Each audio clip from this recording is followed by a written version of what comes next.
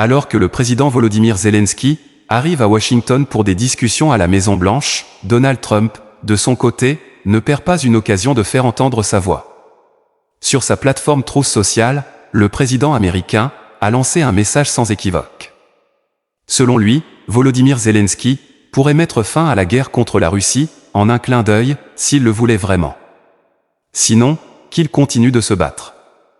Mais une chose est claire, l'entrée de Kiev dans l'OTAN ne fera pas partie des négociations. Pas d'OTAN pour l'Ukraine, a-t-il écrit, ajoutant avec une pointe de fatalité, certaines choses ne changent jamais.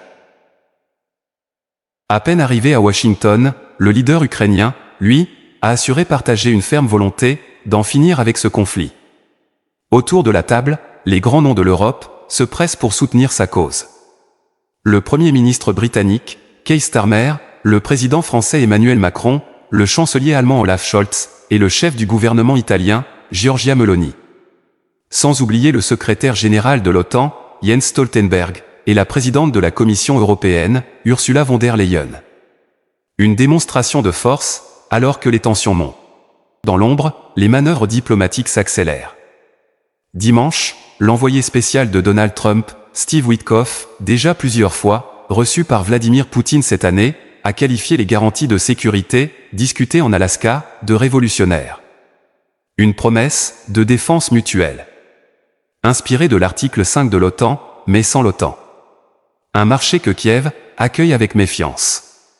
Après tout, l'Ukraine a déjà eu des garanties par le passé. Le mémorandum de Budapest en 1994, les accords de Minsk, avant de voir Moscou les réduire en cendres. La méfiance est profonde. Et aujourd'hui, Volodymyr Zelensky se retrouve dos au mur. La constitution ukrainienne lui interdit de céder du territoire. Pourtant, Trump pourrait bien lui forcer la main. Soit vous acceptez, soit vous êtes un obstacle à la paix, pourrait-il lui lancer. Et si Washington retire son soutien, que restera-t-il à Kiev? L'Europe seule pourra-t-elle tenir la ligne? Les enjeux sont immenses. Et les Européens le savent. Ils ne veulent pas d'un accord concocté dans leur dos entre Moscou et Washington. Leur présence aujourd'hui est un signal, une manière de rappeler que la sécurité du continent est liée à l'avenir de l'Ukraine. Mais Trump se laissera-t-il influencer? Ou au contraire, ce front uni risque-t-il de l'irriter? Derrière les belles promesses, une question cruciale demeure. Si demain, la Russie viole un cessez-le-feu et repart à l'assaut, qui enverra vraiment des troupes? Qui tirera la première salve? Les mots ne suffisent pas. Et pendant que les diplomates palabrent, sur le terrain, la guerre continue. Cette nuit encore, des frappes russes ont tué 5 civils, dont un enfant, dans la ville de Kharkiv. Les sirènes hurlent, les drones bourdonnent, les explosions déchirent le silence. À Kiev, on vit au rythme des alertes. Alors oui, Volodymyr Zelensky arrive à Washington avec un message. Avant tout, il faut un cessez-le-feu.